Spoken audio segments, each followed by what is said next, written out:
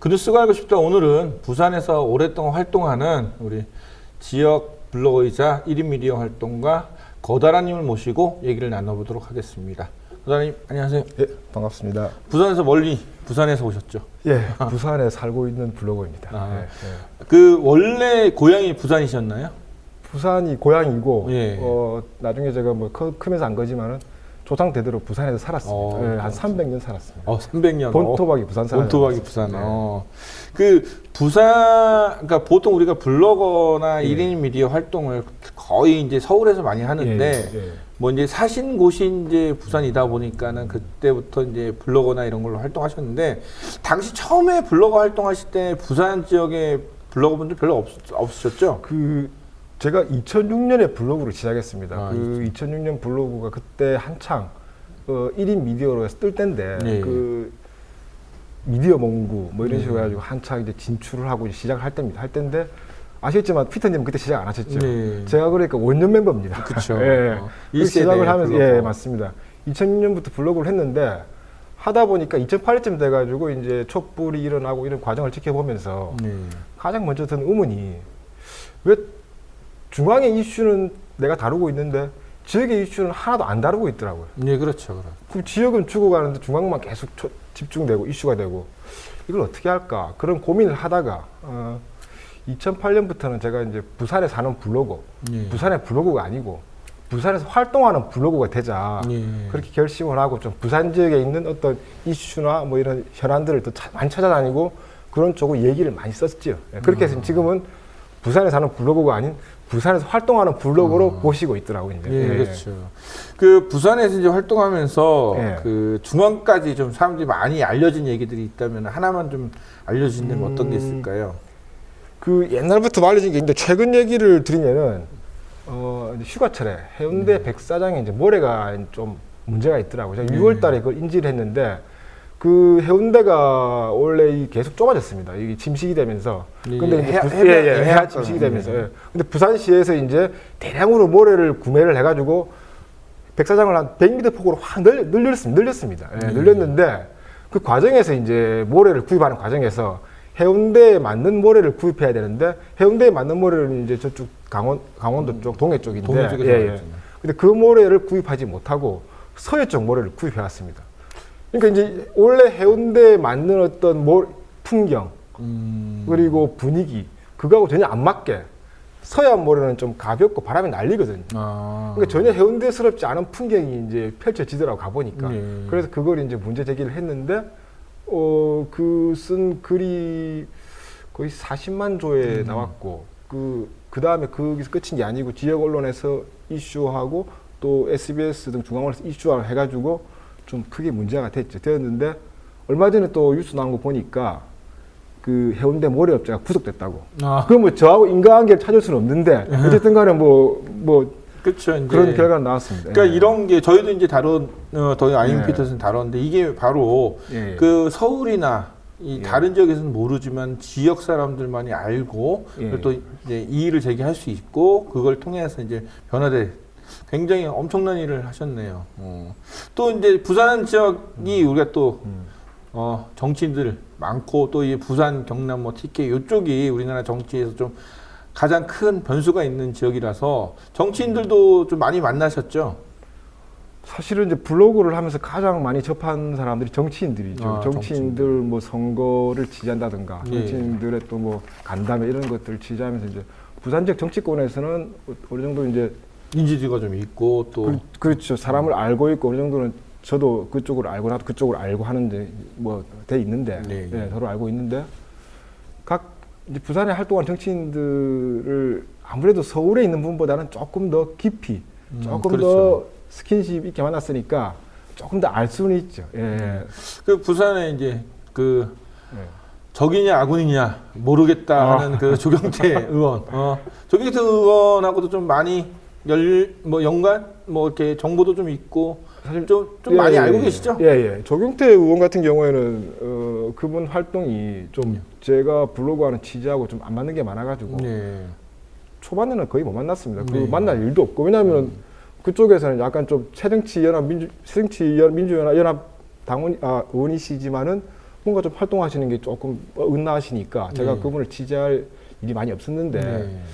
그 선거 때가 됐을 때 한번 그래도 또 부산에서는 유일하게 당선되실 가능성이 높으신 분이니까 한번 그렇죠. 지지를 해보자 해가지고 한번 가본 적이 있습니다. 그게 지난 선거 때 이제 언제니까 지난 총선 때 네, 19대 총선은 19대 예. 네. 그때 이제 가봤는데 2012년도에 예, 예, 2020년대 그렇죠. 가봤습니다. 가봤는데 그때 처음 만난 인상은 굉장히 그 수줍음이 많고 모범생이고 모범생. 착한 스타일. 그러니까 말을 하실 때도 좀 조용하고 우리 이거 미디어 나올 때는 뭔가 과격하게 뭐 문재인 대표를 뭐 까고 하는데 그렇죠. 그런 모습은 전혀 볼 수가 없었고. 그게 뭐예요? 뭐 네. 미디어가 만들어낸 인물인가요? 아니면은 뭐 일부러 그렇게 하는 건가요?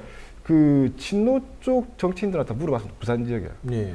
그 왜 조경태 하나를 못 안아서 네. 왜 이렇게 분란을 일으키느냐. 친노가 좀 부산 지역에 줄이면은 조경태를 좀 안아가지고 술도 먹고 같이 얘기도 하고 뭔가 좀 만들어봐라. 그 조경태를 갖다가 이렇게 같이 끌어안으면 조경태도 좋아하고 친노 쪽도 좋은 거 아니냐. 그렇죠. 근데 그쪽 답이 뭐냐면은 같이 만날 수가 없답니다. 그러니까 아예 뭐 교류가 없다는 거네. 그렇죠. 이제 그 교류 자체를 잘 안 하고 좀 뭐랍니까 활달하고 좀 그런 스타일이 아니고 내성적인 스타일이라서 그런 만남 자체가 자기들도 해보려고 해도 잘 안 된다 그러더라고요. 예. 그러니까 뭐 일부러 뭐 아예 뭐 나는 뭐 다른 쪽 사람들이랑 안 만나겠다는 것보다는 원래 성격 자체가 좀 그런 쪽이다 뭐 그런 것도 있고.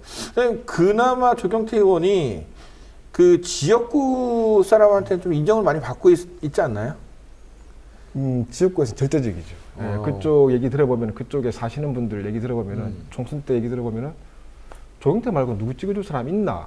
그 새누리당 쪽 가까운 사람도 그런 얘기를 하고 다니고 있고 예, 그런 얘기 저도 많이 들었습니다. 그러니까 아마 이번에도 나오면 가능성이 제일 높은 건 솔직히 사실입니다. 조경태가. 그러니까 지역구를 그렇게 잘 하는데 예. 그 왜 자꾸 이제 예. 그 민주당 그러니까 새정치연합 내에서 아군이냐 적군이냐 이렇게 저격수처럼 이렇게 하는지 참 되게 신기하면서 예. 그렇고 저도 이제 조경태 의원을 한번 비판했다가 예. 좀 안 좋은 일도 당한 적도 있는데 사실은 앞에 친노 지역 정치인들한테는 왜 조경태를 못 왔느냐라고 했는데 예. 이거는 반대로 조경태한테 물어야 할 얘기입니다. 조경태 의원한테. 왜냐하면은 부산에서 3선을 따라하는 거는 엄청난 자산이거든요. 그렇죠. 그 자산이면은 대통령 후보에 벌써 근접해 있어야 되는 것이고 대통령 후보 아니더라도 뭔가 비중 있는 정치인이 돼 있어야 되는데 지금 조경태 의원 현실은 그런 무게감이나 비중이 하나도 없다는 겁니다. 그렇죠. 그건 본인의 책임이거든요. 왜 그렇게 되었을까? 그러면 친노가 조경태를 끌어안는 게 아니고 조경태가 삼선이라는 자산을 가지고 리더십 발휘해가지고 친노를 자기 쪽으로 끌어당겨가지고 어떤 친노 자원들을 활용하면서 자기 길을 헤쳐나가야 되는데 전혀 그런 모습 못 보여주고 그냥 뭐 새정치 까기, 새정치 내부 총질 그거 외에는 아무것도 그렇게 해서 자기 어떤 정치력을 확보하겠다 하는데 저는 그 부산에서 삼선이라는 자산을 가지고 그런 정치력 정도밖에 못 보여준다는 게 너무나 이상하고 의문스러운 거거든요. 솔직히. 그렇죠. 그러니까 그러니까 그 다른 쪽에 있는 사람들이 볼 때는 뭐 조경태 의원이 뭐 말만 세게 하지 별로 실력 없다고 생각하겠지만은 사실 지역구 유권자의 지지를 그렇게 많이 받고 부산에서 이제 3선 의원 정도면 말씀하신 대로 굉장한 큰 어떤 그쪽 그 일대에서는 정말 야권의 중심적인 어떤 인물이 될 수 있었고 또 그렇게 됐어야 마땅한데 참 아이러니하면서도 자신을 중심으로 부산 정치권을 이렇게 재편하고 이렇게 구성할 수 있는데 그걸 하지 않고 있다는 건 조경태 의원 자신의 문제라고 보거든요. 예, 그리고 예를 들어서 이정현 의원 순천 맞죠? 네, 그렇죠. 이정현 의원 같은 경우에는 한번 보궐선거로 됐다 해서 엄청나게 이제 많이 인정을 받잖아요. 그분 같은 경우에는 지금 새누리당 출신으로서 순천에서 당선되지 않습니까? 그죠? 그분은 지금 조경태 의원하고 정반대의 어떤 정치력을 발휘하고 있거든요. 그러니까 그 안에서 이제 새누리당을 까는 게 아니고 박근혜 대통령을 엄호하고 옹호하면서 오히려 그 더 격렬한 말들을 내뱉고 있거든요. 지역구 주민들이 보기에는 굉장히 불쾌한 말들인데도 그걸 하거든요. 근데 조경태 의원 같은 경우에는 지역구 주민의 정치 성향이 새누리 쪽에 가깝다 보니까 부산이 아무래도 그쪽 성향에 맞춰서 조금 정치적인 어떤 발언이나 멘트 뭐 행동을 하고 그러면서 이제 그 정치적인 어떤 여론을 어필하는 이제 민심에 어필하는 거예요. 그쪽 지역의 민심에 어필하고 새 정치를 위해서는 아무것도 안 하고 있는 거. 그게 이제 이정현 의원하고 반대의 어떤 그렇죠. 이제 행동을 그런 하는 부분도 이렇게 생각하면은 좀 이렇게 그런 얘기들, 그러니까 예. 그 사람이 무엇을 정확하게 잘하고 있고 못하고 있고 그 사람이 나가야 될 방향들은 사실 지역에서 활동하는 그 1인 미디어들밖에 모르니까 이런 부분이 좀 많이 알려졌으면 좋겠습니다. 예. 그 부산 지하철 노조에서 저도 이제 자주 다니는데 그 시사 팸투어라고 해서 시사 블로거나 1인 미디어를 그 초청을 해서 부산 지역이 현안을 이렇게 얘기하는 그런 그 일들이 많았었는데 그 어떻게 그게 나오게 된 거죠? 일단은 제가 부산지하철 노동조합 일단 그 미디어 연대 부장 간부를 맡았었고 또 간부, 예, 노조 간부. 그때 당시 맡았었고 지금 올해도 지금 올해가 아니죠. 이제 지난 10월부터 맡기 시작했습니다. 네. 맡기 시작했는데 그게 2014년도에 이제 제가 미디어 연대 부장을 맡으면서 네. 어떤 미디어 연대라는 건 뭐냐면 이제 지역에 있는 단체들과 연대를 하는데 미디어적인 연대를 하겠다. 그럼 뭐 예. 참여연대나 어떤 뭐 그 주변의 이제 사회 단체들과 그렇죠. 지하철 노조가 맞습니다. 같이 뭐 예, 연대도 하고 또 미디어적인 연대도 하고 연대도 하고 미디어적인 연대도 하겠다라고 이제 만든 부서인데 그 사업을 뭘 할 거냐 예. 고민하다 보니까 그분들이 뭔가를 이제 이슈화 시키고 이슈를 만들어야 되는데 이슈를 만들려고 하니까 미디어 자원이 그분들한테는 부족한 거죠. 예. 그런데 그분들한테 미디어 자원을 좀 제공을 해드려야 되겠다. 그런데 그 지역 언론을 하려니까 그건 좀 쉽지가 않고 중앙 언론은 더더욱 안 되고. 그렇죠. 그럼 활용할 수 있는 거는 제가 또 제안할 수 있는 거는 그 블로그나 소셜 쪽의 자원들을 동원해서 좀 그분들한테 제공을 할 수 있겠다 싶어가지고 그럼 어떤 방식으로 제공을 할까 하다가 이제 고민한 게 이제 보통 우리 팸투어라고 하면은 그 블로거들이 지역에 가가지고 지역에서 관광을 하고 맛집 가고 예, 맛집 가고 관광을 하면서 그걸 이제 알려주는 역할을 하는 게 팸투어 블로거들이나 기자들이 팸투어인데 그럼 그 관광이나 맛집이 아니고 시사로 한번 팸투어를 해보자.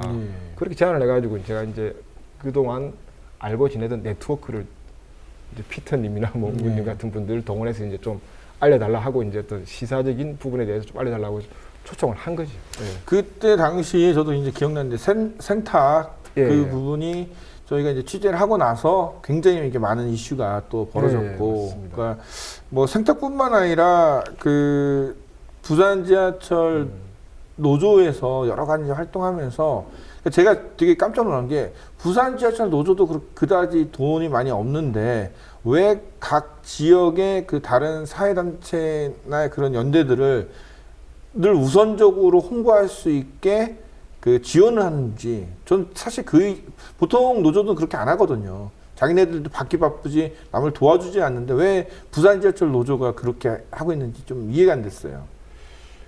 거기에 대한 답은 저도 솔직히 못 드리겠습니다. 그러니까 이제 뭔가 부산 지역의 역할을 하자. 왜냐하면 부산 지역에 있는 노조, 단체를 통틀어서 부산 지하철 노조가 가장 그나마 믿을 수 있고 크고 그런 걸 제공할 수 있는 여력이 어느 정도 되니까 그러면 그런 단체가 우리밖에 없으니까 우리가 뭔가를 하자고 한 게 그 답이 될 수 있겠네. 그러니까, 맞습니다. 그러니까 실제적으로 지역 사회가 한 사람만 뭐 한 단체만 어떻게 쭉 가는 것이 아니라 같은 단체들이 여러 힘을 합쳐갖고 어떤 사안을 향해서 뭐 같이 나갈 때 사실 그럴 때 이제 시너지 효과가 훨씬 클 수 있겠죠. 네, 맞습니다.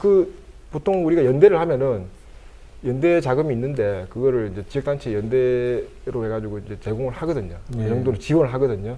그렇게 하다 보니까 거기에서 좀 시작이 돼가지고 그러면 그런 물적 지원 말고 어떤 미디어적 지원도 같이 하자라는 그것도 하나의 이유가 될 수 있겠죠. 예.